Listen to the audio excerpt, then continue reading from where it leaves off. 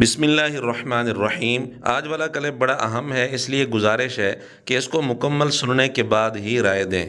آج آپ کے سامنے جس عنوان پر گفتگو کرنا مقصود ہے وہ ہے اشرف علی رسول اللہ والے واقعہ کی حقیقت۔ چونکہ مرزا جہلمی نے اس واقعہ کو بار بار اچھالا ہے اور لوگوں کے ذہن میں غلط فہمیاں پیدا کرنے کی کوشش کی ہے، اس لیے مناسب معلوم ہوا کہ اس واقعہ کی اصل حقیقت اور مرزا جہلمی کے اعتراضات کی اصلیت آپ کے سامنے واضح کر دی جائے۔ سب سے پہلے اصل واقعہ آپ کے سامنے پیش کیا جاتا ہے، پھر اس پر اعتراضات کا جائزہ لیا جائے گا۔ الامداد کے نام سے ایک رسالہ ہے جو تھانہ بھون سے جاری ہوتا تھا، اس کی جلد نمبر 3 اور شمارہ نمبر 8 ہے۔ صفر 1336 ہجری میں وہ رسالہ جاری ہوا۔ اس رسالے کے صفحہ 35 پر حضرت تھانوی رحمۃ اللہ علیہ کے ایک معتقد نے خط میں ایک مضمون لکھتے ہوئے اپنا ایک خواب لکھا، جس کا حاصل یہ ہے کہ وہ لکھتا ہے کہ میں خواب میں دیکھتا ہوں کہ کلمہ لا الہ الا اللہ محمد الرسول اللہ پڑھتا ہوں، لیکن محمد الرسول اللہ کی جگہ حضور کا نام لیتا ہوں، یعنی حضرت تھانوی کا۔ اتنے میں دل کے اندر خیال پیدا ہوا کہ تجھ سے غلطی ہوئی کلمہ شریف کے پڑھنے میں، اس کو صحیح پڑھنا چاہیے۔ اس خیال سے دوبارہ کلمہ شریف پڑھتا ہوں۔ دل پر تو یہ ہے کہ صحیح پڑھا جائے، لیکن زبان سے بے ساختہ بجائے رسول اللہ صلی اللہ علیہ وآلہ وسلم کے نام کے اشرف علی نکل جاتا ہے۔ حالانکہ مجھے اس بات کا علم ہے کہ اس طرح درست نہیں، لیکن بے اختیار زبان سے یہی کلمہ نکلتا ہے۔ 2-3 بار جب یہی صورت ہوئی تو حضور کو یعنی حضرت تھانوی کو اپنے سامنے دیکھتا ہوں، اور بھی چند شخص حضور کے پاس تھے، لیکن اتنے میں میری یہ حالت ہو گئی کہ میں کھڑا کھڑا بوجہ اس کے کہ رکت طاری ہو گئی، زمین پر گر گیا اور نہایت زور کے ساتھ ایک چیخ ماری، اور مجھے معلوم ہوتا تھا میرے اندر کوئی طاقت باقی نہیں رہی۔ اتنے میں بندہ خواب سے بیدار ہو گیا، لیکن بدن میں بدستور بے حسی تھی اور وہ اثر ناطاقتی بدستور تھا، لیکن حالت خواب اور بیداری میں حضور کا ہی خیال تھا۔ لیکن حالت بیداری میں کلمہ شریف کی غلطی پر جب خیال آیا تو اس بات کا ارادہ ہوا کہ اس خیال کو دل سے دور کیا جائے، اس واسطے کہ پھر کوئی ایسی غلطی نہ ہو جائے۔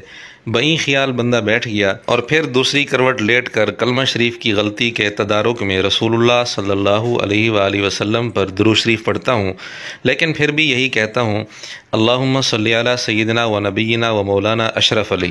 حالانکہ اب بیدار ہوں، خواب نہیں، لیکن بے اختیار ہوں، مجبور ہوں، زبان اپنے قابو میں نہیں۔ بہرحال اس خط کے اندر یہ خواب تھا۔ جواب میں حضرت تھانوی رحمۃ اللہ علیہ نے لکھا، اس واقعہ میں تسلی تھی کہ جس کی طرف تم رجوع کرتے ہو وہ بعونہ تعالی متبع سنت ہے۔ ناظرین، یہ تھا اصل واقعہ جو آپ کے سامنے پیش کر دیا گیا۔ اس میں تو کوئی شک کی بات ہی نہیں ہے کہ اشرف علی رسول اللہ یہ کلمہ کفریہ ہے، یہ بالکل ایک واضح سی بات ہے، اس کا تو کوئی انکار ہی نہیں کر سکتا۔ اور اس واقعہ سے یہ بات بھی روز روشن کی طرح واضح ہو گئی کہ اس معتقد نے خواب میں کوشش کی تھی لا الہ الا اللہ محمد رسول اللہ پڑھنے کی، لیکن غیر اختیاری طور پر زبان سے یہ کلمہ نکل گیا اشرف علی رسول اللہ۔ اسی طرح بیدار ہونے کے بعد بھی اس نے کوشش کی کہ میں اپنی غلطی کا تدارک کروں، لیکن وہ خود لکھ رہا ہے کہ میں بے اختیار ہوں، مجبور ہوں، زبان میرے قابو میں نہیں ہے۔ غیر اختیاری طور پر پھر نبی پاک صلی اللہ علیہ وآلہ وسلم کی جگہ حضرت تھانوی کا نام نکل گیا۔ اور کفریہ کلمہ کسی کی زبان سے غیر اختیاری طور پر نکل جائے اور پھر بالخصوص وہ اس پر پریشان بھی ہو، نادم بھی ہو، تو ایسی صورت میں اس پر نہ کفر کا فتویٰ لگے گا اور نہ ہی گناہ گار ہونے کا فتویٰ لگے گا۔ جب وہ گناہ ہی نہیں ہے تو اس کو یہ بھی نہیں کہا جا سکتا کہ تو توبہ کر، کیونکہ توبہ تو ہوتی ہے جب کوئی گناہ ہو یا کفر کا ارتکاب ہو جائے۔ تو اس نے نہ کفر کیا ہے نہ ہی گناہ کا ارتکاب کیا ہے، بلکہ غیر اختیاری طور پر کفریہ کلمہ اس کی زبان سے اگر سرزد ہوا ہے تو اس پر اس کو ندامت ہے اور وہ پریشان ہے۔ اور یہ بات تو خود مرزا جہلمی بھی مانتا ہے کہ ہم اس آدمی پر جس نے خواب دیکھا تھا یا بیداری میں غیر اختیاری طور پر کلمہ پڑھا تھا اس پر ہم فتویٰ نہیں لگاتے، یہ بات تو خود مرزا جہلمی بھی مانتا ہے۔ اس کا ثبوت ہم آگے چل کر دیں گے۔ اور دوسری بات یہ ہے کہ خواب میں وہ آدمی کوشش کر رہا ہے صحیح پڑھنے کی، لیکن پھر اس کی زبان سے کلمہ غلط نکل جاتا ہے۔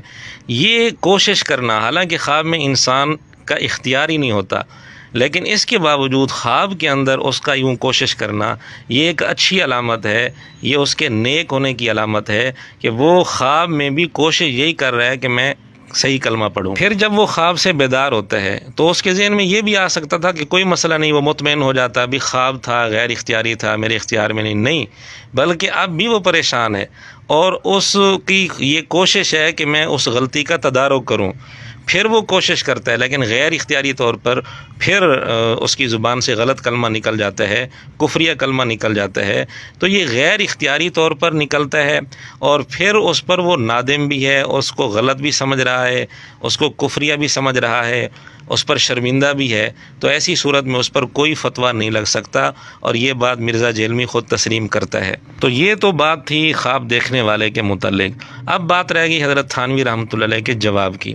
انہوں نے جواب میں لکھا کہ اس واقعے میں تسلی ہے کہ جس کی طرف تم رجوع کر رہے ہو وہ متبع سنت ہے، یعنی جواب کا حاصل یہ ہے کہ انہوں نے خواب دیکھنے والے کو تسلی دی ہے۔ اس پر مرزا جہلمی کو اعتراض ہے کہ حضرت تھانوی کو چاہیے تھا کہ وہ تسلی دینے کی بجائے اس کو ڈانٹتے اور اسے کہتے کہ تو توبہ کر، تجھ پر شیطان مسلط ہو گیا۔ یہ ہے مرزا جہلمی کا اعتراض۔ اس کے علاوہ اور بھی کئی سارے اس نے اعتراضات اور الزامات لگائے ہیں، اس لیے ہم صحیح احادیث سے اور خود مرزے کے گھر سے یہ بات ثابت کریں گے کہ ایسے موقع پر جب انسان سے کفریہ کلمہ غیر اختیاری طور پر صادر ہو تو وہ پریشان ہو کر آئے کسی کے پاس تو اگلے آدمی کو تسلی دینی چاہیے یا ڈانٹنا چاہیے۔ شریعت کی تعلیم یہ ہے کہ تسلی دینی چاہیے۔ اس پر ہم احادیث سے بھی دلائل پیش کریں گے اور مرزے کے گھر سے بھی ثبوت پیش کریں گے۔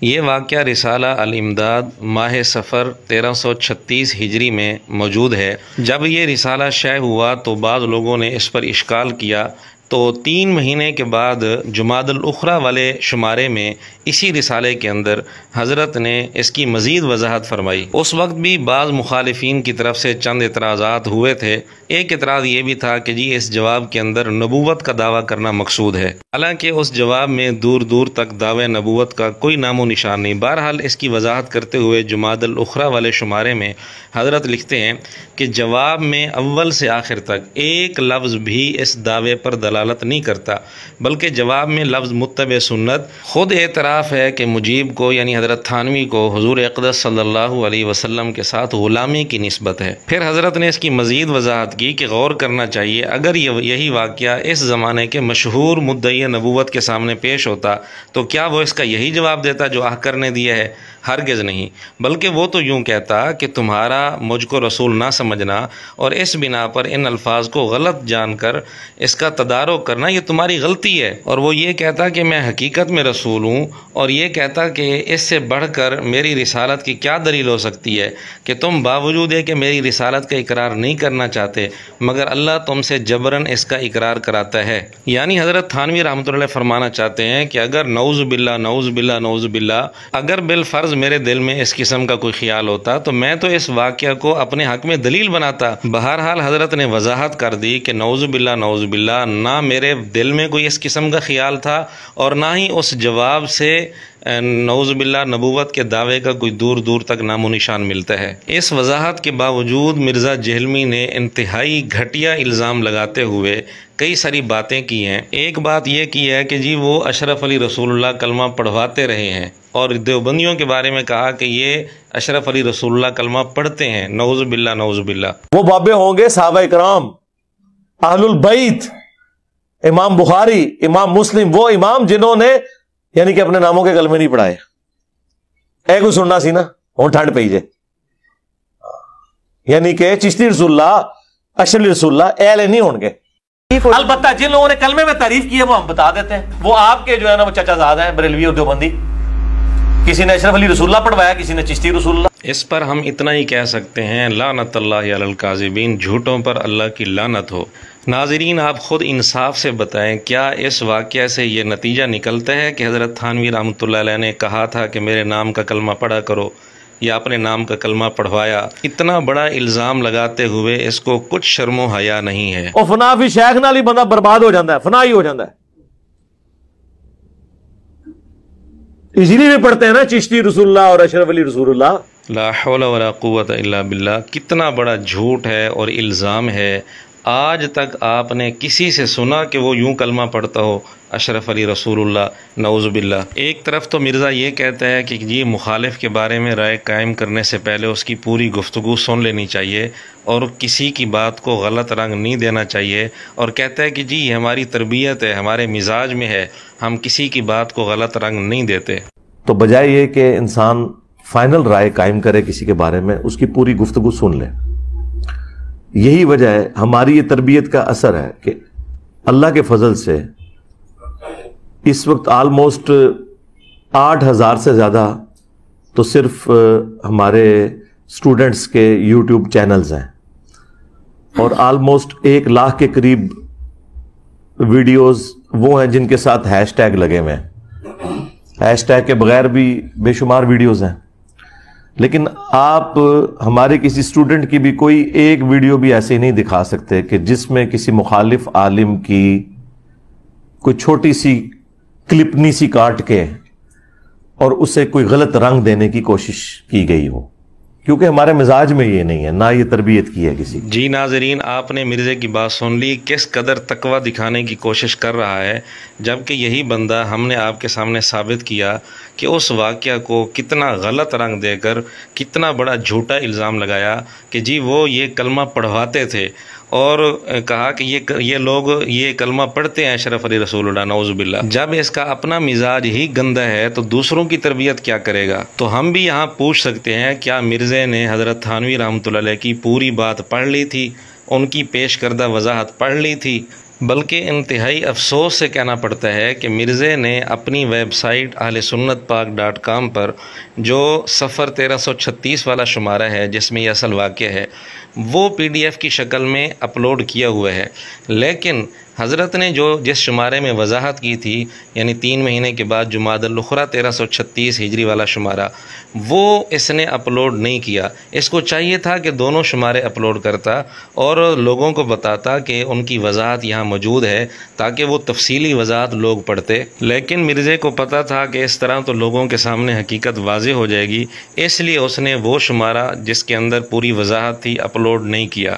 اس سے بھی بڑھ کر مرزے کی خیانت اور دھوکہ دیکھیں کہ اس نے اپنی ویب سائٹ ahlsunnatpak.com پر گستاخانہ عبارات والے پورشن میں عبارت نمبر 13 کا عنوان دے کر یہی شمارہ اپلوڈ کیا ہے، اور اس کے اوپر لکھا ہے رسالہ الامداد اشرف علی تھانوی دعوی نبوت، نعوذ باللہ ثم نعوذ باللہ۔ ناظرین، شاید آپ کے وہم و گمان میں بھی نہ ہو کہ یہ بندہ اتنی گھٹیا حرکت پر بھی اتر سکتا ہے کہ اس واقعہ کو غلط رنگ دے کر حضرت تھانوی رحمۃ اللہ علیہ پر اس نے الزام لگایا ہے دعوی نبوت کا۔ بہرحال ہم اپنی بات یہیں پر روکتے ہیں، مزید تفصیل انشاءاللہ آئندہ حصوں میں آپ کے سامنے آ جائے گی۔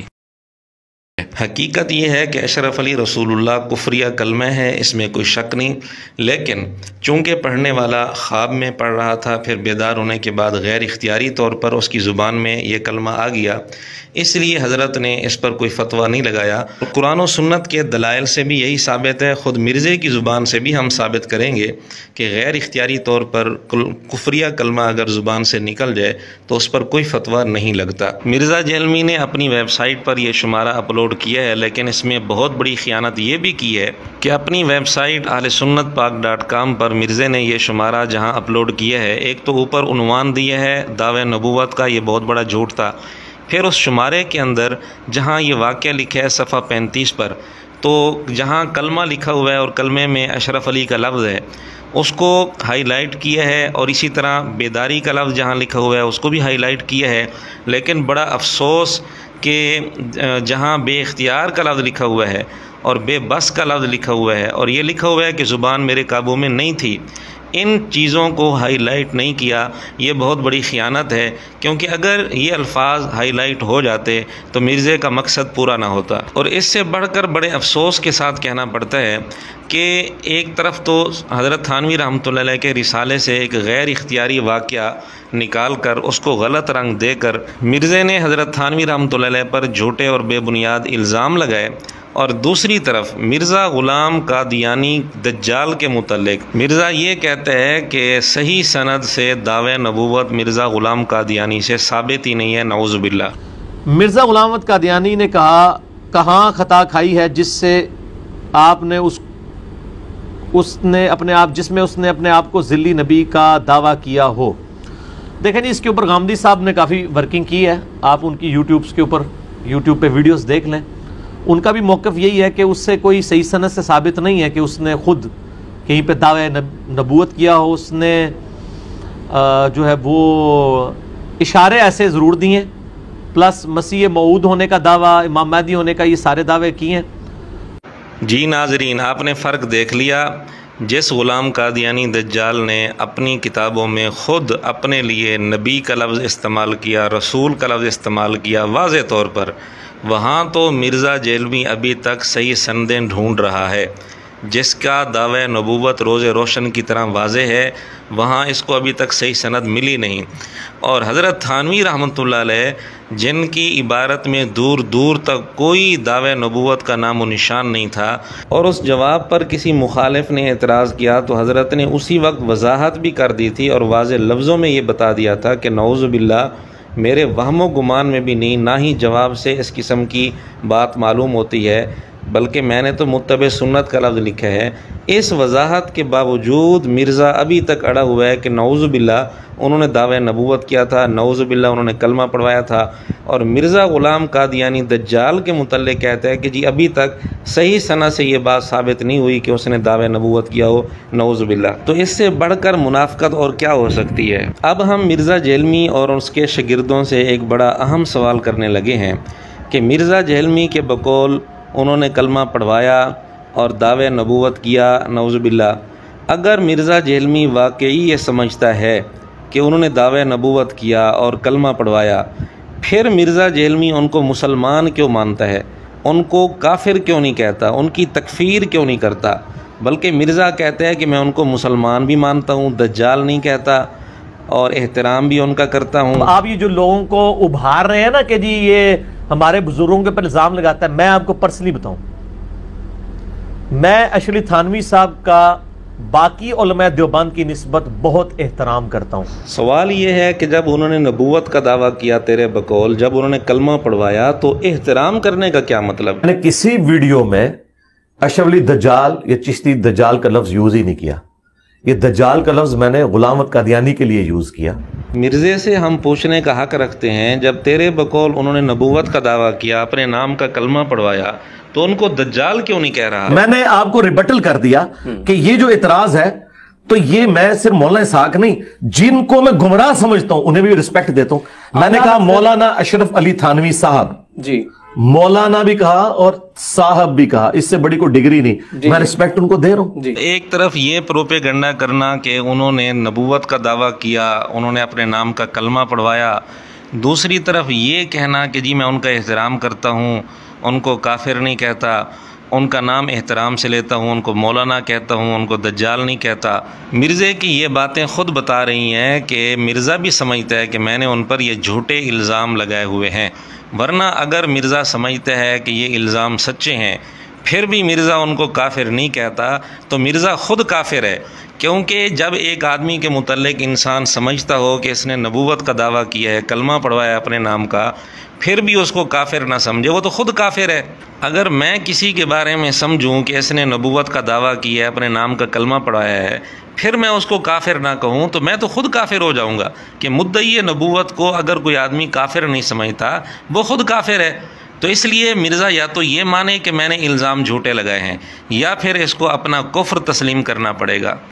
اس میں کوئی شک نہیں کہ اشرف علی رسول اللہ کفریہ کلمہ ہے، لیکن کفریہ کلمہ اگر غیر اختیاری طور پر زبان سے نکل جائے تو قرآن و سنت میں اس کا کیا حکم ہے، آج آپ کے سامنے یہی بات واضح کرنا مقصود ہے. قرآن و سنت سے معلوم یہ ہوتا ہے کہ اگر کفریہ کلمہ کسی کے خیال میں وہم دل دماغ میں آ جائے غیر اختیاری طور پر، اسی طرح زبان سے غیر اختیاری طور پر نکل جائے، یا خواب میں غیر اختیاری طور پر وہ کفریہ کلمہ زبان سے نکل جائے، تو ان ساری صورتوں میں اس پر نہ کفر کا فتویٰ لگتا ہے، نہ ہی گناہگار ہونے کا فتویٰ لگتا ہے، بالخصوص جب وہ اس پر نادم، پشیمان اور افسردہ بھی ہو. صحیح مسلم حدیث نمبر 329 اور 330. ان دونوں حدیثوں میں یہ مضمون موجود ہے کہ سورہ بقرہ کے آخری رکوع کی پہلی آیت جب نازل ہوئی اس میں الفاظ ہیں وَإِن تُبْدُوا مَا فِي أَنفُسِكُمْ أَوْ تُخْفُوهُ يُحَاسِبْكُمْ بِهِ اللَّهُ کہ جو کچھ تمہارے نفسوں میں ہے تم ظاہر کرو یا چھپاؤ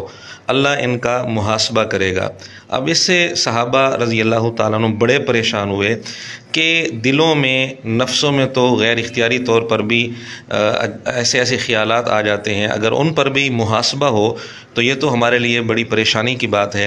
اس پر اللہ رب العزت نے تسلی دی اور اگلی آیت نازل فرمائی جس میں ہے لا یکلف اللہ نفسا الا وسعها، یعنی اللہ کسی کو بھی اس کی طاقت سے زیادہ مکلف نہیں بناتا، تو چونکہ غیر اختیاری طور پر دل کے اندر جو خیال آ جائے وہ انسان کے بس میں نہیں ہے، اس لیے ان پر اللہ رب العزت مواخذہ نہیں کریں گے، گرفت نہیں فرمائیں گے۔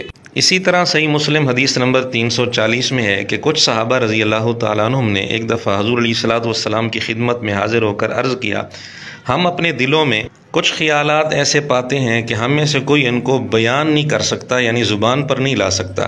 حضور علیہ الصلوۃ والسلام نے پوچھا کیا واقعی تم اس طرح پاتے ہو، یہ کیفیت ہوتی ہے؟ تو صحابہ رضی اللہ تعالیٰ عنہ نے عرض کیا جی ہاں۔ آپ نے فرمایا یہ تو واضح ایمان ہے، اور یہ حدیث خود مرزا نے بھی بیان کی ہوئی ہے۔ باقی جو تھوڑے بہت وسوسے ہیں ان کو اللہ نے درگزر فرمایا۔ مسلم شریف میں حدیث ہے ایک صحابی نے کہا یا رسول اللہ بعض اوقات ایسے خیال دماغ میں آتے ہیں، دماغ تو سوچتا ہے کہ دل کرتا ہے کہ جل کے کوئلہ ہو جاؤں لیکن زبان پہ نہ لاؤں، فرمایا عین ایمان ہے۔ اب آپ خود سوچیں وہ خیالات کتنے برے ہوں گے کہ صحابی کہہ رہے ہیں میں جل کر کوئلہ ہونا برداشت کر سکتا ہوں لیکن وہ خیالات زبان پر نہیں لا سکتا۔ تو حضور علیہ الصلوۃ والسلام نے فرمایا یہ عین ایمان ہے، یعنی آپ علیہ الصلوۃ والسلام نے تسلی دی۔ اس سے ایک تو یہ بات معلوم ہوئی کہ غیر اختیاری طور پر دل میں کفریہ خیالات آ جائیں تو اس پر کوئی فتویٰ نہیں لگتا۔ دوسری یہ بات معلوم ہوئی اگر کسی کے دل میں غیر اختیاری کفریہ خیالات آ جائیں اور وہ شرمندہ پریشان ہو کر کسی کے سامنے آئے اور اس سے پوچھے تو سنت طریقہ یہ ہے کہ اس کو تسلی دی جائے، ڈانٹا نہ جائے، کیونکہ اس موقع پر آپ علیہ الصلوۃ والسلام نے ڈانٹا نہیں بلکہ تسلی دی ہے۔ تو حضرت تھانوی رحمۃ اللہ علیہ نے بالکل سنت طریقے کے مطابق اس آدمی کو تسلی دی، کیونکہ اس کی زبان سے غیر اختیاری کفریہ کلمہ نکلا اور وہ اس پر پریشان اور شرمندہ تھا۔ تو اس موقع پر سنت طریقہ یہی ہے کہ تسلی دی جائے، اس لیے حضرت تھانوی رحمۃ اللہ علیہ نے اس کو تسلی دی، جواب میں لکھا کہ اس واقعہ میں تسلی ہے۔ تو اس کو تسلی دینا یہ قرآن و سنت کی منافی نہیں بلکہ قرآن و سنت کے عین مطابق ہے۔ ہاں اگر کسی کی زبان سے غیر اختیاری کفریہ کلمہ نکلے یا دل میں غیر اختیاری کفریہ کلمہ آئے اور وہ اس پر خوش ہو اس حالت پر، اس کیفیت پر، پھر تو اس کو ڈانٹنا چاہیے اور اس کو تنبیہ کرنی چاہیے، لیکن جو خود ہی پریشان ہو اس کو بجائے ڈانٹنے کے سنت طریقہ یہ ہے کہ تسلی دی جائے، اس لیے حضرت تھانوی رحمۃ اللہ علیہ نے بھی اس کو تسلی دی۔ اسی بات کو سمجھانے کے لیے دو حدیثیں آپ کے سامنے پیش کی جاتی ہیں۔ ایک حدیث میں ہے کہ آپ علیہ الصلوۃ والسلام نے غیر محرم عورت کو ہاتھ لگانے پر بڑی سخت وعید ارشاد فرمائی، وہ حدیث آپ مرزے کی زبان سے سن لیں۔ ایک اور حدیث ہے المعجم الکبیر طبرانی کے اندر اور سلسلہ احادیث صحیحہ میں شیخ البانی نے نقل کی ہے کہ اللہ کے محبوب صلی اللہ علیہ وآلہ وسلم نے فرمایا کوئی شخص کسی غیر محرم کو ہاتھ لگائے، صرف ہاتھ لگائے، اس سے بہتر ہے کہ اس کے سر میں لوہے کی کیل ٹھونک دی جائے۔ اس کا عذاب جو ہے وہ کم ہے کیل ٹھونکنے کا، لیکن اس کا جو عذاب ہے وہ اس سے بڑھ کر ہونے والا ہے۔ وَلِعَوْذُ بِاللَّهِ تَعَالَى۔ اب صحیح بخاری میں ایک حدیث ہے کہ ایک صحابی سے اس طرح کا فعل سرزد ہو گیا کہ اس نے غیر محرم عورت سے بوس و کنار کر لیا، لیکن اس پر فوراً پریشان ہوا، نادم ہوا اور آقا علیہ الصلوۃ والسلام کی خدمت میں ساری صورتحال جا کر عرض کی، تو اس پر اللہ رب العزت نے آیت نازل فرمائی جس میں اس کو تسلی دینا مقصود تھا کہ جب نیکیاں کرو گے، نماز پڑھو گے تو اللہ رب العزت یہ گناہ مٹا دے گا۔ اس موقع پر آپ علیہ الصلوۃ والسلام نے اس کو ڈانٹا نہیں ہے، یہ نہیں فرمایا کہ تجھ پر شیطان مسلط ہو گیا، تو نے یہ کیا کیا، یہ اس لیے نہیں ڈانٹا کہ وہ خود شرمندہ تھا اپنے اس فعل پر، تو اس کو اس موقع پر ڈانٹنا یہ مناسب نہیں تھا، نہ یہ اللہ کی سنت ہے، نہ یہ نبی پاک صلی اللہ علیہ وآلہ وسلم کی سنت ہے۔ وہ حدیث صحیح بخاری حدیث نمبر 526 ہے جو آپ دیکھ رہے ہیں۔ ابن مسعود رضی اللہ عنہ فرماتے ہیں ایک شخص نے کسی غیر عورت کا بوسہ لیا، پھر نبی کریم صلی اللہ علیہ وسلم کی خدمت میں آیا اور آپ کو اس حرکت کی خبر دی۔ اس پر اللہ نے آیت نازل فرمائی، نماز دن کے دونوں حصوں میں قائم کرو اور کچھ رات غیبی اور بلا شبہ نیکیاں برائیوں کو مٹا دیتی ہیں۔ اس شخص نے کہا یا رسول اللہ کیا یہ صرف میرے لیے ہے؟ آپ نے فرمایا نہیں بلکہ میری پوری امت کے لیے ہے۔ اب دیکھیں یہاں حضور علیہ الصلوۃ والسلام اس کو تسلی دے رہے ہیں۔ اب اگر کوئی یہی حرکت کر کے اس پر خوش ہو اور آ کر فخریہ ذکر کرے، خوشی کے ساتھ ذکر کرے کہ میں نے فلاں عورت کے ساتھ اس طرح معاملہ کیا ہے، تو وہاں اس کو تسلی نہیں دی جائے گی بلکہ اس کو ڈانٹا جائے گا اور اس کو وعیدیں سنائی جائیں گی۔ لیکن اگر کوئی کسی سے یہ حرکت جذبات میں آ کر صادر ہو جائے اور وہ اس پر پریشان ہو، نادم ہو، شرمندہ ہو اور کسی کے سامنے آ کر یہ اپنی صورتحال بتائے، تو وہاں اس موقع پر اس کو تسلی دی جائے گی۔ اس لیے موقع کا فرق ہوتا ہے۔ اگر کفریہ کلمہ کسی سے غیر اختیاری طور پر صادر ہو جائے اور وہ اس پر شرمندہ بھی ہو، تو اس صورت میں اللہ کی سنت بھی یہی ہے، حضور علیہ الصلوۃ والسلام کی سنت بھی یہی ہے کہ اس کو بجائے ڈانٹنے کے تسلی دی جائے۔ مزید انشاءاللہ اگلے حصے میں آپ کے سامنے عرض کیا جائے گا۔ اس میں کوئی شک نہیں کہ اشرف علی رسول اللہ کفریہ کلمہ ہے، لیکن غیر اختیاری طور پر اگر کفریہ کلمہ زبان پر جاری ہو جائے یا خواب کے اندر زبان پر جاری ہو جائے یا دل کے اندر اس کے خیالات غیر اختیاری طور پر آ جائیں، تو اس صورت میں شرعی طور پر کوئی فتویٰ نہیں لگتا، بالخصوص جب وہ آدمی اس پر پریشان ہو، شرمندہ ہو، تو اس پر قرآن و سنت سے ہم دلائل پیش کر چکے ہیں کہ اس پر کوئی فتویٰ نہیں لگتا، نہ وہ کافر ہوگا نہ وہ گناہ گار ہوگا۔ صحیح مسلم میں حدیث نمبر ہے 6960، اس میں نبی پاک صلی اللہ علیہ وآلہ وسلم کا ارشاد ہے کہ جب بندہ اللہ سے توبہ کرتا ہے تو اللہ کو تمہارے اس آدمی سے بھی زیادہ خوشی ہوتی ہے جو بیابان زمین میں اپنی سواری پر ہو، وہ اس سے گم ہو جائے، اس کا کھانا پینا بھی اسی سواری پر ہو اور وہ اس سے نا امید ہو کر ایک درخت کے سائے میں آ کر لیٹ جائے۔ جس وقت وہ اپنی سواری سے نا امید ہو کر لیٹے، اچانک اس کی سواری اس کے پاس آ کر کھڑی ہو جائے اور اس کی لگام پکڑ لے، پھر زیادہ خوشی کی وجہ سے کہے اے اللہ تو میرا بندہ اور میں تیرا رب ہوں، یعنی شدت خوشی کی وجہ سے الفاظ میں غلطی کر جائے۔ صحیح مسلم کی اس حدیث میں آقا علیہ الصلوۃ والسلام نے بندے کی توبہ پر جو اللہ تعالیٰ خوش ہوتے ہیں اس کو سمجھانے کے لیے ایک مثال بیان کی کہ وہ آدمی جب سواری سے نا امید ہو جائے، اچانک سواری سامنے آ جائے، سامان بھی ساتھ ہو، تو اس کو اتنی خوشی ہوتی ہے کہ وہ خوشی کی شدت کی وجہ سے اس کو معلوم نہیں ہوتا کہ میں اپنی زبان سے کیا الفاظ نکال رہا ہوں۔ وہ اپنی زبان سے الفاظ یہ نکالتا ہے کہ اے اللہ تو میرا بندہ میں تیرا رب ہوں۔ اب اس کی زبان سے دو کفریہ جملے نکلے ہیں۔ نمبر ایک اللہ تعالیٰ کو یہ کہنا کہ تو میرا بندہ ہے، نمبر دو اللہ تعالیٰ کو یہ کہنا کہ میں تیرا رب ہوں۔ لیکن چونکہ خوشی کی شدت کی وجہ سے اس نے اپنے اختیار سے نہیں کہے، غیر اختیاری طور پر اس سے سبقت لسانی ہو گئی اور زبان سے یہ دو کفریہ کلمے نکل گئے، تو اس پر نبی پاک صلی اللہ علیہ وآلہ وسلم نے بھی کوئی فتویٰ نہیں لگایا، بلکہ اس کا عذر بیان کرتے ہوئے آپ نے فرمایا کہ یہ خوشی کی شدت کی وجہ سے اس کی زبان سے یہ کلمے نکلے۔ اب اشرف علی رسول اللہ یہ بھی کفریہ کلمہ ہے، لیکن یہ جو دو کلمے ہیں کہ اللہ تعالیٰ کو کہنا تو میرا بندہ میں تیرا رب ہوں، یہ اس سے بڑھ کر کفریہ جملے ہیں۔